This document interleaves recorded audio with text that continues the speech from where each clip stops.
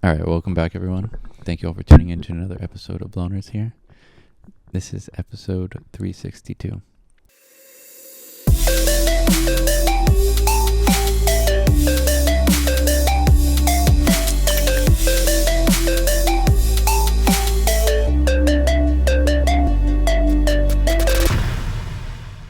I can't believe we're more than halfway through October. I know. Yeah, it's crazy. This year has gone by so fast. I know. It's almost Halloween. We're still in our government shutdown as of filming. Oh, yeah. A lot of Republicans are on vacation because why wouldn't you be? Why would you negotiate with the Democrats, you know? You know what I learned? Every other year, about like, I forget, like 200 something like members of government and Congress and stuff, they take I forget what you call it, but biannual, I guess, if it's every other year, right? Yes. So they take a biannual trip to Israel for like the month of August. That's like their recess where they like, yeah, did you know that? I know they went recently. That was the ton of them, that was the other year where they took the photo with like all of them. 50 states plus or something. So they do that every other year. It's giving Hunger Games. That's crazy. Yeah, it's wild. So recently Trump mentioned that he wants to, I think, put like 100% tariffs on more Chinese products into the U.S. I think as of now, the few items that were exempt, like I know, there was like a threshold. Like if it's anything above this amount, it'll pay a tariff, a higher tariff. Anything below that amount, the tariff didn't apply. Yeah. I think he is now saying everything's getting tariffs and we're spiking them. That's what it sounds like. I don't know. Also, side note, if you end up hearing any what? Any voices in the background, my niece is in the room playing with her friends Roblox. So it gets intense in there sometimes. Yeah. So it's hilarious. Yeah, it'll be quiet and then all of a sudden you'll hear like, "You stole my brain, what?" Whatever that means. So. Oh man, the kids, man, the kids are gonna grow up. It's gonna be interesting seeing them grow up. We had our own versions of that too. Yeah, but I feel like we were the last generation, like millennials, to like play outside more. Yeah. Yeah, we literally had to drag her to touch grass yesterday at the park. Yeah, so that was fun. Anyway, she's been here for a week. She's on a break. I don't even know why she's. It's like a fall break. I thought fall break was Thanksgiving. Like, yeah, isn't me that too. Fall break? Me too. Anyway, here we are. So yeah, let's get to this video. Market has moved sharply lower in just the past few moments. That's probably because of some breaking news we're getting out of the White House and a fresh post on Truth Social. For that, we'll turn to Eamon Javers. Eamon? Carl, that's right. This is the president now reacting on social media to the Chinese move earlier to restrict rare earth materials coming out of that country to nations around the world. The president posting a lengthy post on social media here, but in it, he's threatening unspecified retaliation against the Chinese side. He also seems here to cancel his scheduled meeting that's coming up with President Xi Jinping of China. The president here saying this was a real surprise, not only to me, but to all the leaders of the free world. I was to meet President Xi in 2 weeks at APEC in South Korea, but now there seems no reason to do so. The president going on to say that the Chinese letters about rare earths were especially inappropriate and that this was the day that, after 3,000 years of bedlam and fighting, there is peace in the Middle East. I wonder if the timing was coincidental. So the president here objecting. I mean, after the ceasefire got announced and everything, Israel still broke it. They still violated it, but you don't hear about that at all. Like, people are not talking about that. You don't hear about on like the mainstream. Yeah. But all over Instagram, you definitely. Yeah, and probably TikTok, I'm guessing too. Yeah. Yeah, not as much, but yeah, I feel like Instagram is like where you're gonna get the most instant information. Yeah, that makes sense. Not instant, but the most recent. Yeah. Not only to the Chinese move on rare earths, but to the fact that it appears to have stepped on the news of his apparent peace agreement with Israel and Hamas yesterday. The president also suggesting that there are a number of unspecified retaliatory measures that the United States can take here in response to China. It says for everything they have a monopoly on, the United States has two, and they're looking at ways to respond. He says Ultimately, though potentially painful, it will be a very good thing in the end for USA. One of the policies that we are calculating at this moment is a massive increase of tariffs on Chinese products coming into the United States of America. There are many other countermeasures that are likewise under serious consideration. So the president here seeming to cancel his meeting with Xi Jinping of China, also threatening a massive increase in tariffs and... I'm just confused. Sorry if I'm not understanding, but you're canceling your meeting with him because of what? Because he probably is because threatening of to increase tariffs. No. Wouldn't that? Sorry, what? No, it's a go. Is that why? Why is he canceling the meeting? Probably because he's upset that she is. He's saying he's gonna cut off all the rare minerals coming to the U.S. Okay, so wouldn't you meet with that person to talk about those things? Isn't that like rational? Why you should meet with them? You would think. That should be the next step. If you know, instead of being like, I'm gonna cancel my meeting because my mommy said I can't play with you anymore. Unspecified additional countermeasures, all of this on social media now, Carl, as we say, in response to that move by the Chinese on rare earths yesterday. Back over to you. Yep. Market clearly doesn't like the tariff conversation, Eamon. We did have NASDAQ was working on its 33rd record high of the year, now down a full percent. The export controls on rare earths was a story yesterday, Eamon, and the thinking was this was standard leverage building ahead of the meeting in a few weeks. I'm trying to think of what might have changed between then and today. Well, I think that the president's reaction to it has changed, right? I mean, the president was busy yesterday. He had a number of things going on. And so maybe this is his first opportunity to really decide what he wants to do. I will point out, Carl, that just if you look at the tone of this, it's a lengthy, and I think you could characterize this as an angry response to the Chinese, but it's also a non-specific response to the Chinese. He's saying there seems no reason. I don't like how he's like generalizing like this is against Chinese. It should be like he's saying like this is something against Xi, like the president of China, not against the Chinese. Yeah, because then it like it makes you think that is weird. Yeah, it makes you think that like we're against all of the Chinese people. Well, that's how leaders paint things, though. They paint things as like for everyone to be associated with the government. Yeah. To do so with the Xi meeting. So it seems as if that meeting is being canceled, but it's not actually canceling that meeting. And is also threatening a whole host of retaliations here on areas that the United States has monopolies on, but not specifying which ones. Cool. Threatening a massive increase in tariffs, but not specifying which ones. So I think you could put this in the category of presidential venting right now.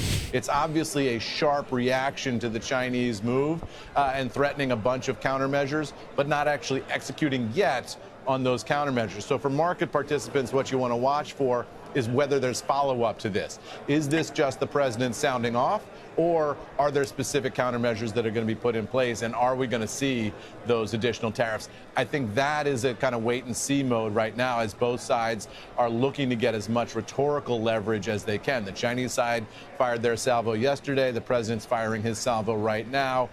What is going to come of this? Can that meeting be saved at APEC in South Korea? I think that's still a possibility given the language here and the vagueness of the threats from the president.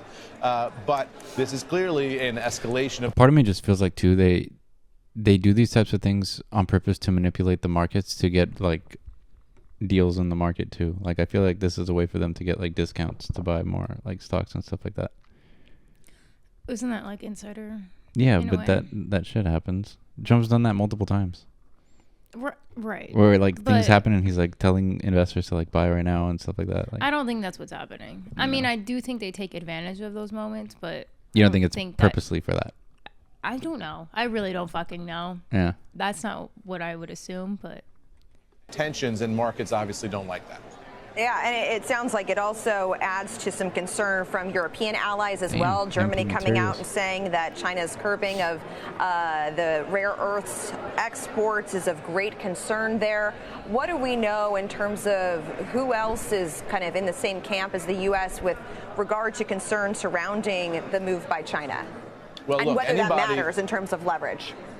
I mean, I think it does matter, and anybody who's importing these rare earths is going to be sensitive to Chinese moves, right? So that's basically everybody who participates in that market in the world.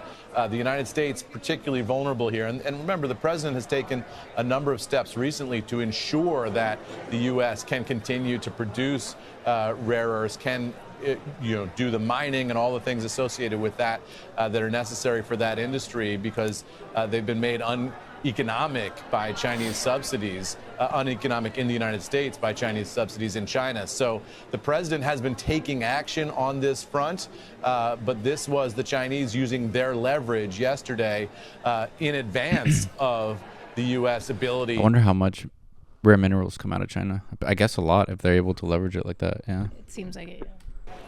To get its own markets up and running. So the Chinese kind of taking advantage here of a vulnerable moment of transition for the United States as the United States tries to get off the Chinese market and into its own market for these things.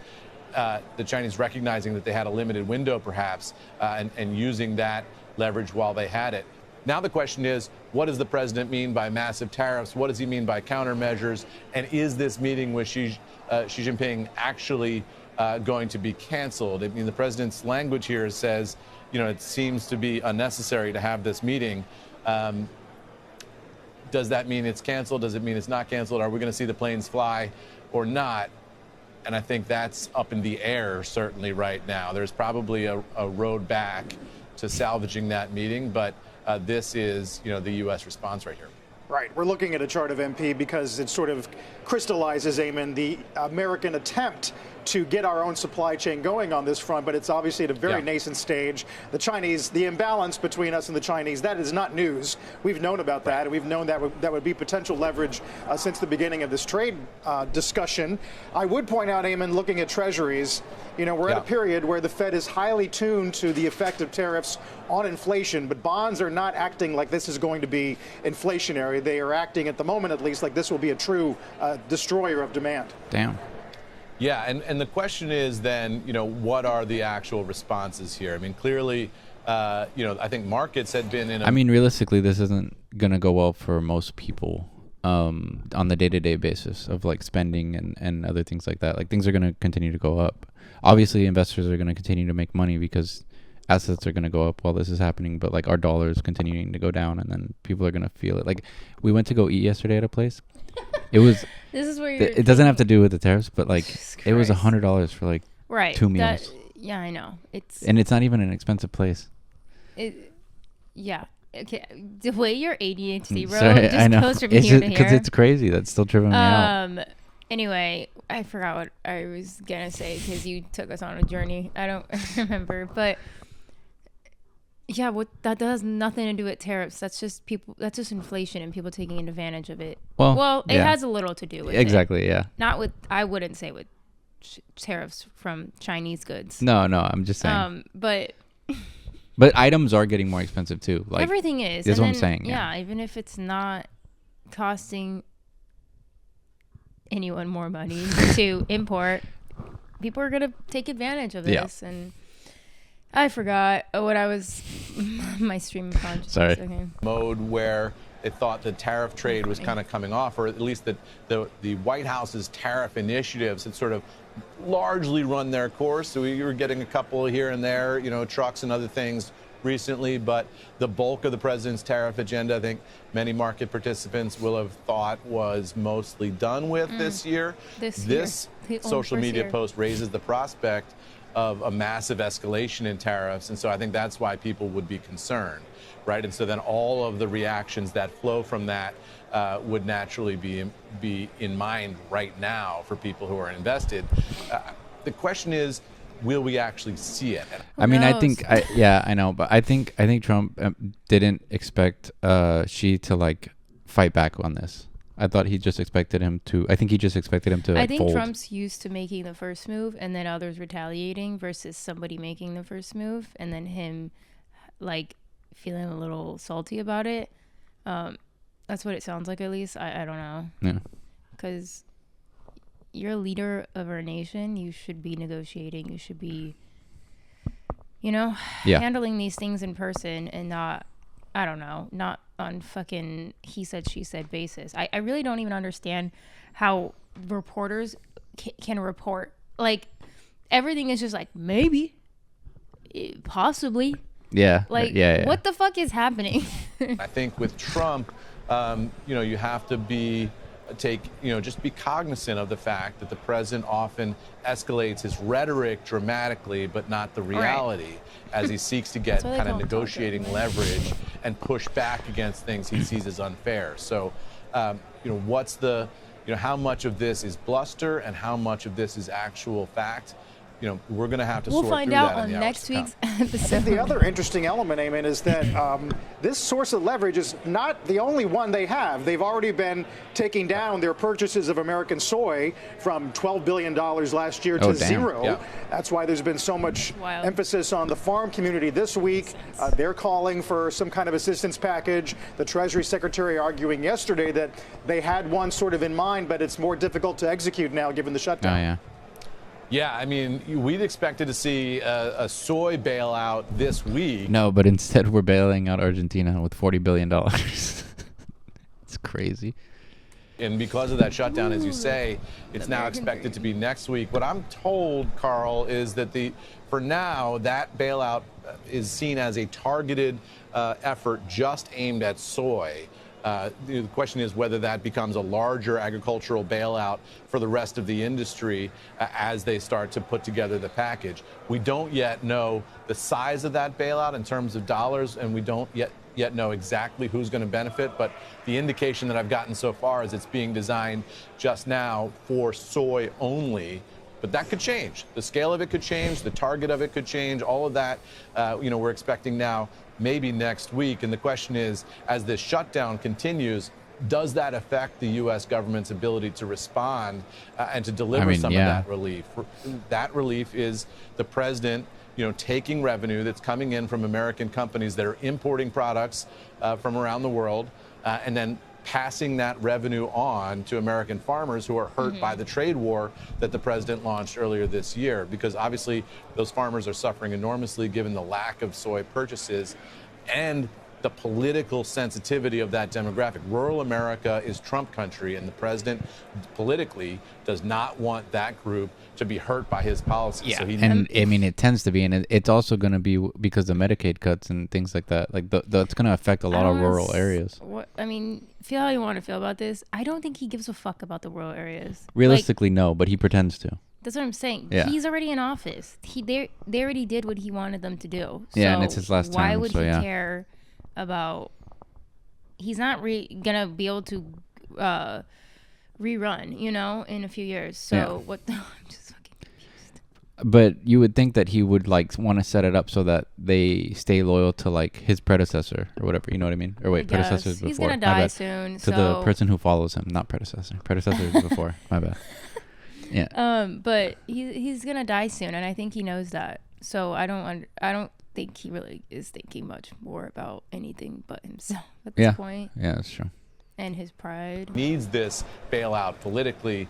So is Biden. Isn't Biden on what? Isn't he battling cancer? I'm pretty I sure believe so. He's fighting it. Yeah. On radiation therapy right now and stuff too, and he's an old motherfucker. So yeah. I don't know how long he's in addition to economically.